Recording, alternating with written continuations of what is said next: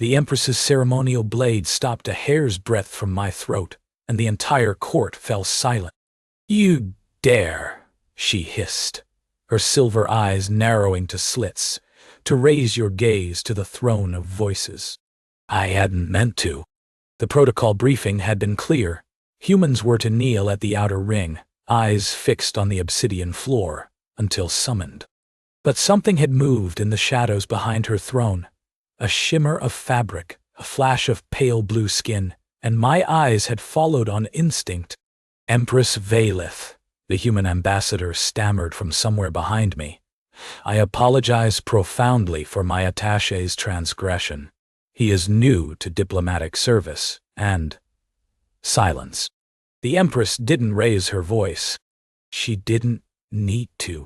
The single word carried through the vaulted chamber like a death knell. "The offense is his. The explanation will be his." I swallowed hard, feeling the cold edge of the blade kiss my skin. Around me I could hear the rustle of ceremonial robes as the Kaelari nobles leaned forward, hungry for blood. Humans had only made first contact 3 years ago. We were still probationary members of the Galactic Concordat, still proving we deserved a seat at the table. One wrong word from me could set our species back decades. But I hadn't survived the collapse of the Meridian colony by lying. "I saw someone behind your throne, Empress," I said, keeping my voice steady. Someone who looked distressed. The blade pressed harder. A thin line of warmth trickled down my neck. "There's no one behind my throne. With respect, Empress, there is." A gasp rippled through the court. The Kaelari didn't contradict their rulers. It simply wasn't done. Their entire civilization was built on layers of deference, each caste speaking only to the one directly above, never skipping ranks, never challenging authority.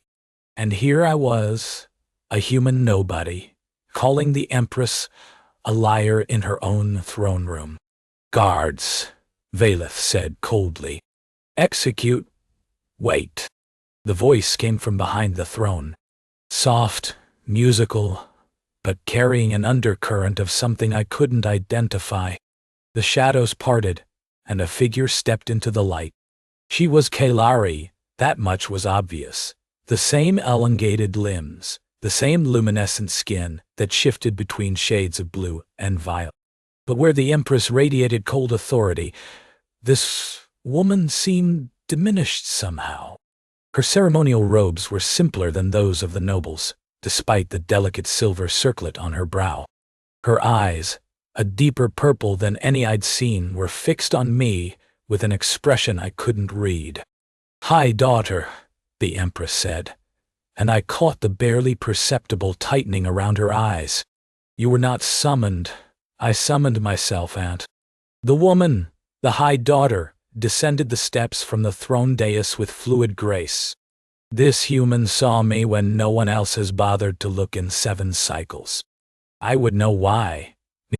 She stopped directly in front of me, close enough that I could see the faint pattern of scales along her cheekbones, the slight tremor in her hands that she was trying to hide. "Why are you looking there, human?" Her words left me frozen not from fear, but from the raw vulnerability beneath them. "Everyone else looks away." I understood then. The simple robes weren't a fashion choice. They were a mark of shame. The position behind the throne wasn't one of honor. It was exile in plain sight. This woman, this High Daughter, had been made invisible by her own people. And I had seen her anyway. "Because you were there," I said simply. "And you looked like you needed someone to see you." The silence that followed was different from before. The hungry anticipation of the nobles had shifted to something else. Confusion, perhaps, or discomfort. The Empress's blade had lowered slightly, though she hadn't sheathed it. The High Daughter studied me for a long moment. Then, impossibly, the corner of her mouth twitched. "Aunt," she said, still holding my gaze, "I invoke the right of curious interest." Another gasp from the court. The Empress's face went rigid. "Seraphis, you cannot be serious." "I'm always serious, Aunt. You've made certain of that." The High Daughter, Seraphis, finally looked away from me, turning to face the Empress. This human has shown me more consideration in 10 heartbeats than this court has in 7 cycles. I would know more of his kind. The right is mine to invoke. Will you deny me before the throne of voices? The Empress's jaw tightened. I didn't understand the political undercurrents flowing through the room, but I could feel them. Ancient grudges, careful calculations, the weight of tradition pressing against personal hatred. The right is granted, Valeth said finally, each word precise as a surgical cut. The human attaché is remanded to your custody for the duration of the delegation's visit. His behavior reflects upon you, High Daughter. I trust you understand the implications. I have understood implications since I was old enough to walk and dot. Seraphis turned back to me, and I saw something flicker in those purple eyes. Not warmth, exactly, but not the cold dismissal I'd received from every other Kaelari either. Rise, human, you will attend me. I stood on unsteady legs, acutely aware of the blood drying on my neck, the weight of 1,000 hostile gazes, and the impossible situation I'd stumbled into. Ambassador Chen was going to kill me, assuming the Kaelari didn't do it first. The High Daughter's quarters were nothing like what I'd expected. The palace was all soaring crystalline spires and geometric precision, every surface polished to mirror brightness. But Seraphis's rooms were cluttered with objects I couldn't identify. Strange instruments, stacks of what might have been books, pieces of technology in various states of assembly. The walls were hung with fabrics in deep, warm colors that seemed to absorb light, rather than reflect it. It felt, I realized with a start, almost human. You're surprised, Seraphis said. It wasn't a question. She had moved to a low table near the window, pouring a dark liquid from an elegant decanter into 2 shallow bowls. You expected cold stone and empty spaces. I expected something more. Kaelari. This is Kaelari. Just not the Kaelari we show outsiders. She held out one of the bowls. Drink. It's not poisonous to your kind. I checked. I accepted the bowl carefully. You checked. When I invoke rights, I prepare for the consequences. I've been studying your species since the delegation was announced. She settled onto a low couch, folding her long limbs beneath her with unconscious grace. You are Marcus Cole, junior attaché, assigned to the embassy on Valeth Station. Before diplomatic service, you worked in colony administration. Before that, she paused. The records become unclear. Before that, I was just trying to survive. I took a sip from the bowl. The liquid was bitter and complex, leaving a tingling sensation on my tongue. Meridian Colony. I was there when the life support failed. I know. Her voice softened almost imperceptibly. 40,000 colonists. 300 survivors. You led the evacuation of the children's sector. I did what anyone would have done. You did what no one else was doing. There is a difference. She set her own bowl aside, untasted. Why did you really look behind the throne, Marcus Cole? And do not give me the pretty answer you gave the court. I want truth. I considered lying. It would have been easier, safer. But something in her eyes, that same raw vulnerability I'd glimpsed in the throne room, made dishonesty feel like a betrayal. I don't know, I admitted. Something caught my attention. Movement maybe. Or maybe I just felt that someone was there. Someone who shouldn't be invisible. And that mattered to you? The visibility of a stranger? I spent 6 days in the dark on Meridian, listening to people die because no one could find them. Yeah, visibility matters to me. Seraphis was quiet for a long moment. When she spoke again, her voice was barely above a whisper. 7 cycles ago, I refused a political marriage. The male was... She hesitated. He was not kind. The council had arranged the union to cement an alliance with a rival clan. When I refused, I shamed my house. My aunt could not execute me. My bloodline is too valuable. But she could make me disappear. So she put me behind the throne, where everyone could see me but no one was permitted to acknowledge my existence. A living ghost. A reminder of what happens to those who defy the concordat of houses. That's barbaric. That is politics.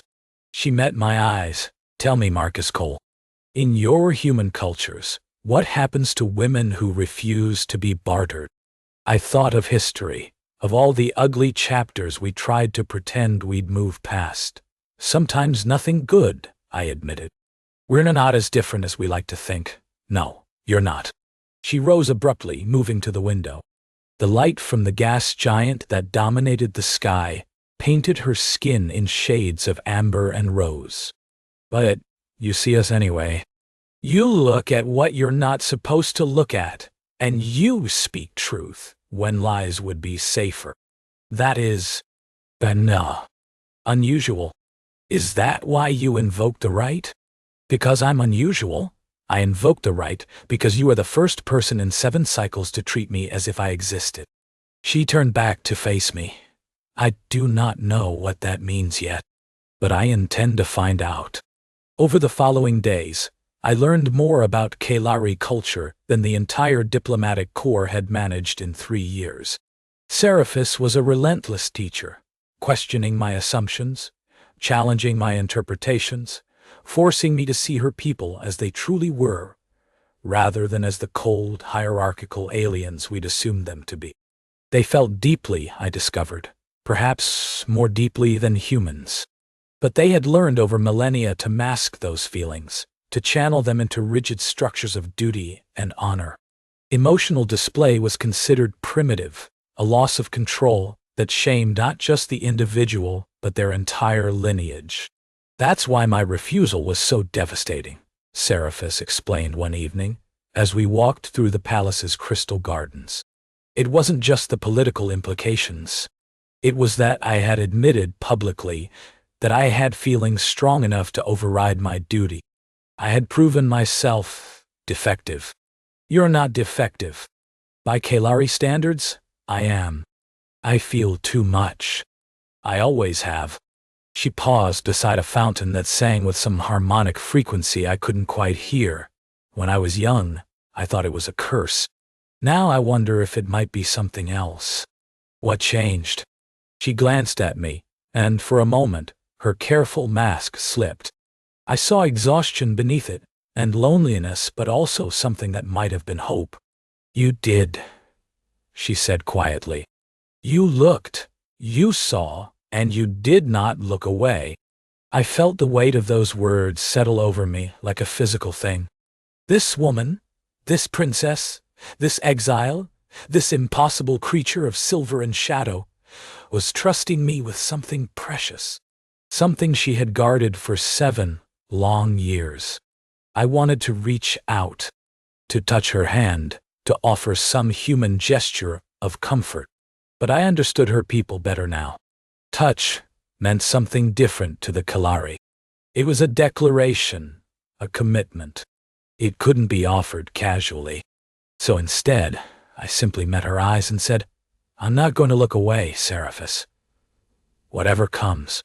Her breath caught. Almost imperceptibly, she inclined her head. No, she said. I don't believe you will. The assassination attempt came on the 9th day. I was returning to Seraphis's quarters from a briefing with Ambassador Chen, who had against all expectations not killed me, though he'd made his displeasure abundantly clear, when I heard the sounds of combat from the corridor ahead. Energy weapons. At least 3 distinct signatures. And beneath them a voice I had come to know better than my own heartbeat, crying out in pain. I didn't think. I ran. The scene I burst into was chaos. 2 Kaelari guards lay crumpled against the wall, their ceremonial armor scorched through. 3 figures in matte black tactical gear were advancing on Seraphis, who had backed against a pillar, one arm hanging uselessly at her side, violet blood streaming from a wound on her shoulder. I had no weapon. No training for this kind of combat. No chance at all against 3 armed assailants. I charged them anyway. The first attacker turned at my approach, weapon swinging toward me. I ducked under the shot, momentum carrying me into his midsection. We went down together in a tangle of limbs. His helmet cracked against the floor, dazing him. I grabbed his weapon, fumbled with the unfamiliar controls, and fired blindly at the second assailant. The shot went wide, but it bought Seraphis a precious second. She moved with a grace I'd never seen from her before, fluid, deadly, drawing a thin blade from somewhere in her robes and driving it into the third attacker's throat before he could react. The second assailant recovered, turning his weapon on me. I saw the shot coming, knew I couldn't dodge in time, and then Seraphis was there, throwing herself between us, her blade spinning through the air to embed itself in his chest. She fell against me, her weight sudden and warm, her breathing ragged. "Seraphis, I'm fine." She wasn't. The shot had caught her in the side, adding to the wound on her shoulder. Purple blood was soaking through her robes at an alarming rate. "We need to move. There may be more. You're bleeding everywhere. Then we should move quickly." She tried to stand, stumbled, and I caught her before she could fall. For a moment, we were pressed together. Her face inches from mine. Her breath warm against my cheek. "You are a fool, Marcus Cole," she whispered. "You could have been killed. So could you. I am Kaelari. I was born to die for my house, even if my house has disowned me. But you—" She reached up, her fingers brushing my cheek with a touch so light I barely felt it. "You are human. Your life is not owed to anyone. Maybe I decided to owe it to someone anyway." Her eyes widened. In the Kaelari way, that single touch, freely offered, freely accepted, meant more than any kiss. It was a declaration, and I hadn't answered it. Alarms began to wail throughout the palace. Running footsteps echoed from multiple directions. But, for one eternal moment, none of it mattered. There was only Seraphis, wounded and shaking in my arms, looking at me as if I had given her something she'd never expected to receive. "Why?" she breathed. "Because you exist," I said. "And that matters. You matter." She closed her eyes. When she opened them again, they were wet, and Kaelari, I had learned, never wept. Not ever. "Then we survive this together," she said. "Whatever comes, whatever comes." The aftermath of the attack revealed what Seraphis had already suspected. The assassins were agents of the very clan whose marriage offer she had refused 7 years ago. Lord Vathis, it seemed, had decided that if he could not have her, no one would. The alliance he had once sought to cement had curdled into something darker over the years, an obsession that had finally erupted into violence. The Empress was furious, but not for the reasons I might have hoped. "You have brought chaos to my house," Valeth said coldly, glaring down at Seraphis from her throne. "Again, I did not hire the assassins, Aunt. You did not need to. Your mere existence provokes discord." The Empress's gaze shifted to me, standing at Seraphis's side despite all protocol. "And now you have entangled us with the humans as well. The ambassador is demanding explanations. The Concordat is in uproar. All because you could not simply die quietly." "I apologize for the inconvenience of surviving," Seraphis said, her voice flat. "Your sarcasm does not become you." Valeth leaned forward. "Lord Vathis must be appeased. His clan controls the northern mining operations. We cannot afford open conflict. Then what do you propose, Aunt? That I apologize for bleeding on his assassins? I propose that you finally accept your duty." The Empress's eyes glittered. "The marriage offer still stands. Accept it, and this unpleasantness disappears. Refuse again, and I will have no choice but to surrender you to Vathus's justice for the deaths of his agents. The trap was elegant in its cruelty. Either way, Seraphis lost. Empress, I said, stepping forward despite the guard's warning hisses. There may be another option. The human speaks out of turn. Again, the human saved your niece's life. That buys me at least a hearing. Valith's expression flickered. Kaelari honor, even honor concerning someone as disgraced as Seraphis, demanded acknowledgement of debts. Speak then. Quickly. Your alliance with Lord Vathus' clan is based on the mining operations, but humanity has developed extraction technologies that could double your yields. A trade agreement with Earth would make the northern operations irrelevant. You presume to negotiate for your entire species? I presume to offer information. What you do with it is your choice. I took a breath. But I'll tell you this for free, Empress. If you hand Seraphis over to the man who tried to murder her, you won't have to worry about human trade deals. Because I will make it my personal mission to ensure that Earth never does business with the Kaelari Concord. Ever. The silence was absolute. You threaten me, Valith said slowly. In my own throne room. I inform you of consequences. That's different. Is it? On Earth we have a saying, all it takes for evil to triumph is for good people to do nothing. I'm not a good person, Empress. But I'm trying to be. And that means I don't stand by while someone I stopped, recalibrated, while someone worth protecting is sacrificed for political convenience. Seraphis's hand found mine. In front of the entire court, in defiance of every protocol, she laced her fingers through mine and held on. Aunt, she said quietly, for 7 cycles, I have been your ghost. Your shame. Your invisible reminder of failure. But I'm still of your blood. And this human has shown me that I do not have to accept invisibility as my fate. She straightened, and for the first time since I'd known her, she looked like royalty. Hear my counter-proposal. Grant me leave to negotiate the human trade agreement on behalf of the Concordat. If I succeed, my exile ends. If I fail, I will submit to whatever fate you decree. But I will not marry Lord Vathus. Not now. Not ever. Not. The Empress stared at her niece for a long moment. Something shifted in her silver eyes. Not warmth exactly, but perhaps a grudging respect. You have changed, Seraphis. I have been seen, Aunt. It makes a difference. Valith's gaze moved to our joined hands, then back to Seraphis's face. The human means something to you. It wasn't a question, Seraphis answered anyway. Yes, he does. The Empress rose from her throne. For a terrible moment, I thought she would order our execution right there. Instead, she descended the steps and stopped directly in front of us. The trade negotiations will take place, she said. My niece will lead them. The human attaché will serve as liaison. Her eyes bored into mine. If you fail her, Marcus Cole, you will wish the assassins had succeeded. Do you understand? I understand. Good. She turned away, dismissing us with a wave.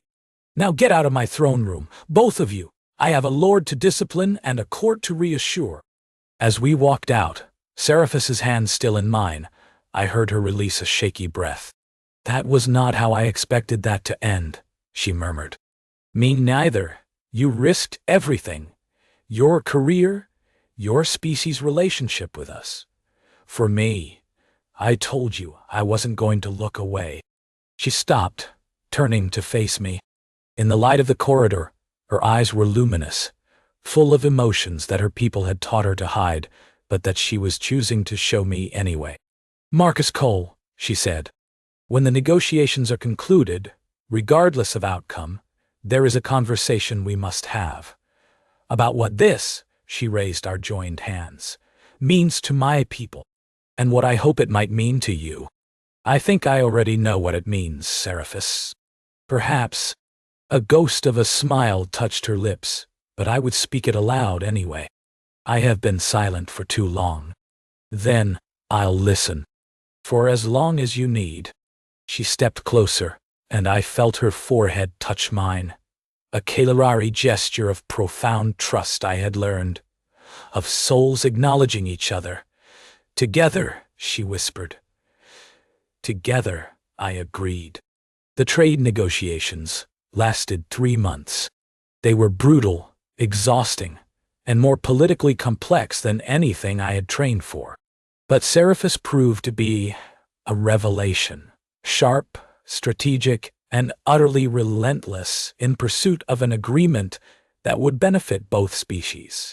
The court nobles who had dismissed her as a disgraced exile found themselves outmaneuvered at every turn. The human delegation, initially skeptical of taking direction from a Kaelari princess, came to respect her brilliant analytical mind. And through it all, she and I learned each other. Not through grand gestures or dramatic declarations. Through small things. The way she hummed tunelessly while reviewing documents. The way I paced when I was working through a problem. Her preference for the observation deck at night, when the gas giant's rings caught the starlight. My habit of talking to myself in English when I thought no one was listening. We learned each other's silences too. The things we didn't say but understood anyway. By the time the final agreement was signed, sealing a trade partnership that would reshape both our civilizations, something had shifted between us. Something that had been there from the beginning, perhaps, but had needed time to grow into its full shape.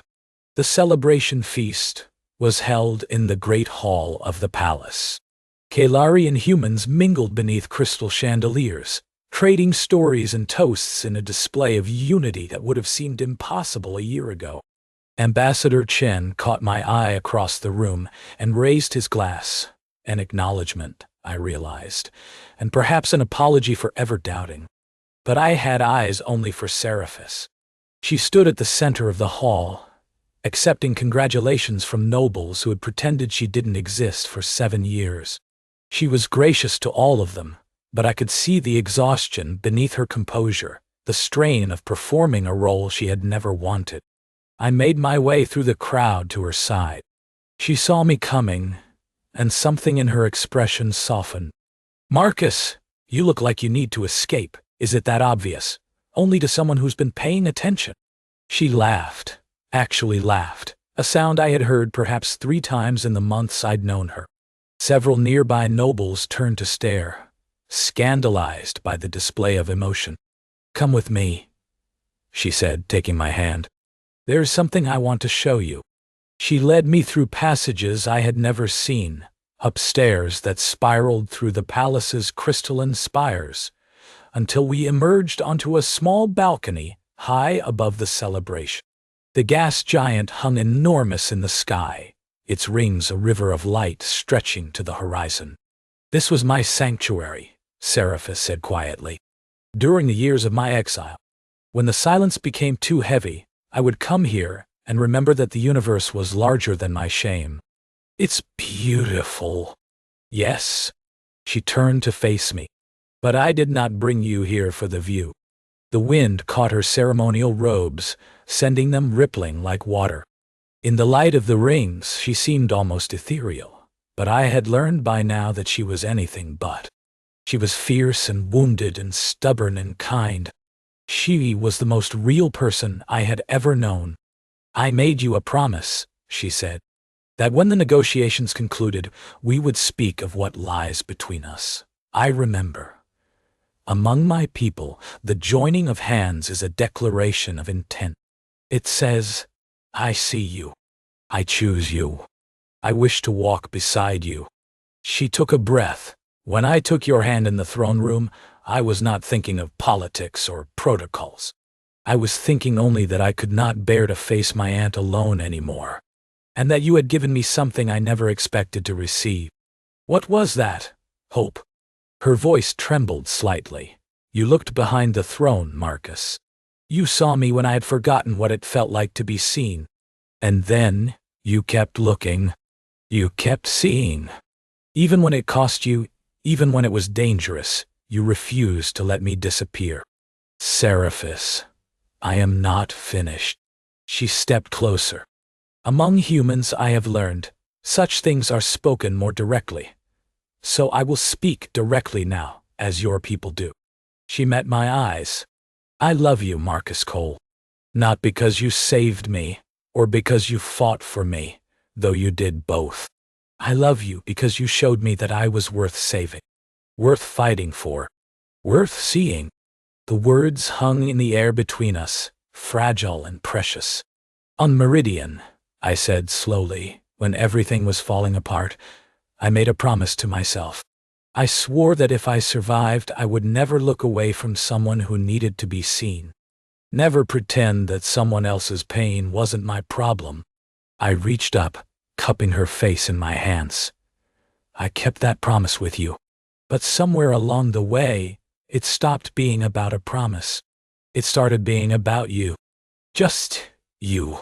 Marcus, I love you, Seraphis. I don't know what that means for our peoples, or our careers, or any of the 1,000 political complications that are waiting for us. But I know that when I look at you, I see someone I want to spend the rest of my life seeing. Someone I want to wake up next to and argue with and grow old with. If you'll have me. Her eyes were wet again. Kaelari tears, I had learned, were sacred, shed only in moments of transcendent emotion. Yes, she whispered. Yes, I'll have you. And then, in defiance of all Kaelari custom, she kissed me. It was soft and fierce and tasted of salt. It was 7 years of loneliness ending.